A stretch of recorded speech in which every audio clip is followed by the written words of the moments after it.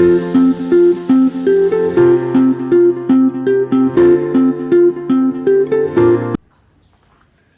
demak, bugungi mavzumiz elektronik dissertatsiya nazariyasi.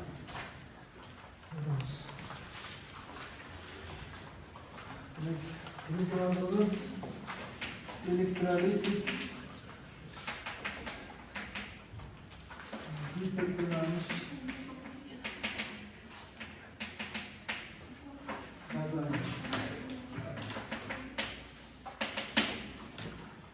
Elektronik dissertatsiya nazariyasi.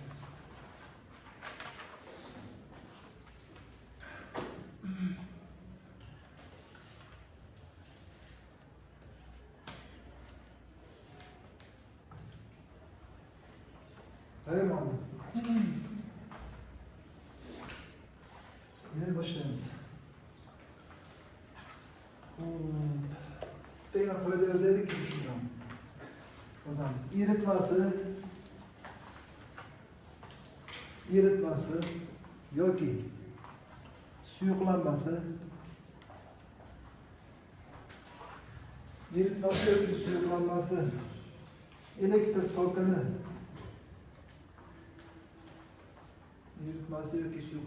elektr tokini o'tkazishiga ko'ra barcha moddalar ikki turga bo'linadi. Eritmasi yoki suyuqlanmasi elektr tokini o'tkazishiga ko'ra barcha moddalar ikki turga bo'linadi. Birinchisi elektrolitlar, ikkinchisi elektrolit maslar yoki boy elektrolitlar qanday. Bizlar o'ylab turgan jamiki mana shu moddalarni o'zi kimyoviy moddalar bo'lgan, to'g'rimi?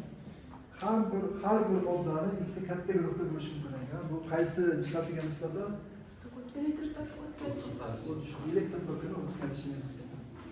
Elektr tokini ham aynan qaysi holatda desa, suvli eritma yoki bo'lmasa suyuqlanma holati. Shunisi aynan o'sha holatga qaraladi. Suvli eritma holatida yoki suyuqlanma holatida elektr tokini o'tkazsa, demak bu modda elektrolit. O'tkazmasa elektrolit emas. Tushunarlimi? Hamma moddalar mana shu ikkita katta turga bo'linadi. Buni qanday tekshiramiz desak agar, mana oddiy fizika yoki bo'lmasa bir tok manbai, akkumulyator misolga olib kelib, tok manbai. Tok manbai olamiz misol uchun. Rassom bilan olamiz. Mana shu diska deylik, akkumulyator yoki boshqa. Shunga sim olib kelib, misol uchun o'sha tekshiriladigan eritmaga ulaymiz. O'shaga masalan tekshiriladigan eritma yoki suyuqlanma. Ikkita elektrodi bo'ladi, katod va anod. Bu hali yana ham keyingi mavzularda elektroliz mavzusi bor. Demak, musbat elektrod bor. Bu va manfiy elektrod. Bu yerda mana eritma yoki suyuqlanma. Tushunarli? Demak, bu manfiy bo'lsin, bu musbat bo'lsin. Tushunarli? Bu demak, manfiy hamma joyi, buni hamma joyi musbat. Demak, musbat elektrod nima deyiladi? Anod deyiladi. Manfiy elektrod katod deyiladi. Hisoblanadi. Elektrodlarni ma'lum. Manfiy elektrod katod, bu elektronlar manbai, musbat elektrod bu anod. Bu elektronga tashlangan elektron hisoblanadi. Endi qarang. Masalan, oddiygina suvni olsak, o'ta demak distillangan top-toza suv.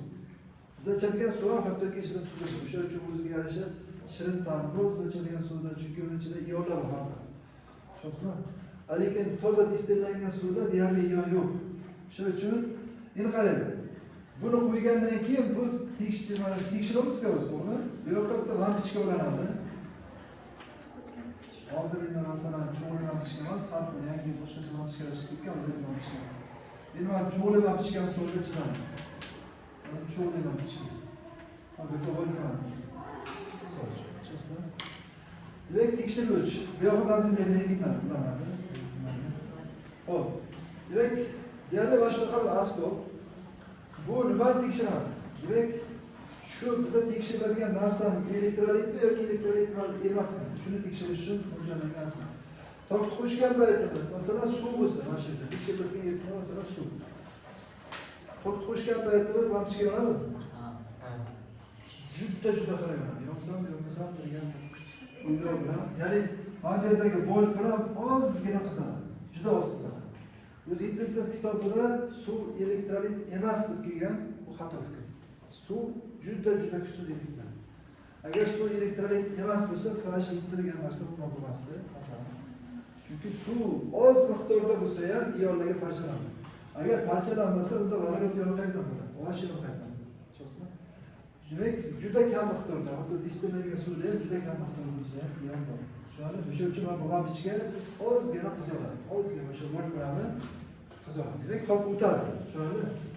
Endi agarki biz shu suvga osh tuzini tashlasak, osh tuzi kristallari tashlasak, mana erish jarayoni o'tgandiga sizlarmi?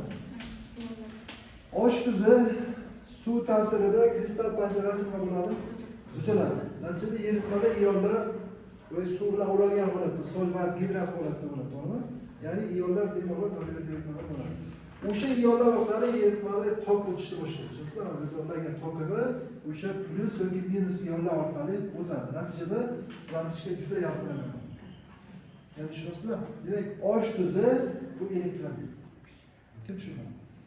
Yoki sulfat kislotasi bo'lsa, yoki bo'lmasa boshqa bir xlorid kislotasi bo'lsa, sulfat kislotada ham vodorod ionlari bor, to'g'rimi? Sulfat ionlari bor. Yoki xlorid kislotada vodorod, xlor ionlari. Bundan natriumdan xlor. Ion bor ekanki, demak tok o'tadi. Ion gazlardan tok o'tadi. Tushunasizlar? Demak, u elektrolit. Endi tasavvur qilinglar, shu eritmaga masalan suv turuvdi, biz oldingda shakar soldik. Yani organikga ham o'tganimiz yo'q sizlarga, lekin shakar formulasini ko'pchilik bilsa kerak. Shakar formulasi. Glukoza emas. Glukoza bu C6H12O6. Shakar bu saxaroza, disaxar. C12, H22, 10. Bu saxaroza. Biz yeydigan shakarimiz mana shu. Tushunarli? Endi bu suvga erisa, suvda juda yaxshi eriydi va molekulalar hosil bo'ladi. Chin eritmalar ikki xil bo'ladi. O'tgan safar shuni aytishingizdan chiqqanmi? Chin eritmalar ikki xil bo'ladi. Bittasi ionli eritma, ya'ni ionli moddalarni eritsak, ionlar paydo bo'ladi. Tushunasizlarmi? Va molekulyar eritma, shakarga o'xshagan moddalarni eritsak, bu yerda molekula bo'ladi. Tushunasizlarmi? Molekula tok o'tkazadimi? Molekula tok o'tkazadi. Bu yoqda ion yo'q, plus minus yo'q. Shakarni solsak ana shu suvga, lampochka o'chadi. Nima uchun o'chadi? Chunki molekula neytral. Neytral bo'lgandan keyin plusga minusga bo'lmaydi. Tok o'tmaydi. Tushunarli? Shuning uchun demak moddalarni ajratib olishimiz kerak. Shakar demak qanaqa modda ekan? Elektrolit emas. Tushunarli? Organik moddalar aksariyati elektrolit bo'lmaydi. Faqat kislotalari bor, tuzlari bor, organikada ham o'shalar elektrolit. Qolgani hammasi aksariyati noelektrolit bo'ladi. Tushunarli? Mana shu narsadan ajratib olamiz. Tushunarli? Demek elektrolitlarga nimalar kiradi desak, elektrolitlarga deyarli barcha tuzlar, kislotalar, asoslar. Endi bularning ichida asos, umid, qoladigan kuchlilari va kuchsizlari bor. Ularni ajratamiz. Alfasiga qarab. Suvda yaxshi eriydigan tuzlar kuchli elektrolit, suvda yonib eriydigan tuzlar kuchsiz elektrolit. Kislotalarda ham kuchlisi bor, kuchli elektrolit. Kuchsiz va kuchsiz elektrolit. Tushunasizlarmi? Kuchli, kuchsiz kislotalar. Asos bor, ishqor bor. Asos bilan ishqorda farqi bor. Ishqor suvda eriydi, u kuchli bo'ladi. Tushunarlimi? Kuchli elektrolitga ishqorga kiramiz, asoslar kuchsiz elektrolitga kiramiz. Lekin baribir elektrolit emas deyish xato. Tushunarlimi? Elektrolit emasga nima kiradi desa, qutbsiz kovalent moddalar, bog'lanishli moddalar. Bularga asosan masalan uglevodorodlar, organikadagi har qanday uglevodorod, metan, propan, butan, gaz holatdan suyuq holatga o'tgani ham, qattiq holatga o'tgani ham hammasi noelektrolit. Tushunasizlarmi? Yoki masalan spirtlar, aldegid ketonlar.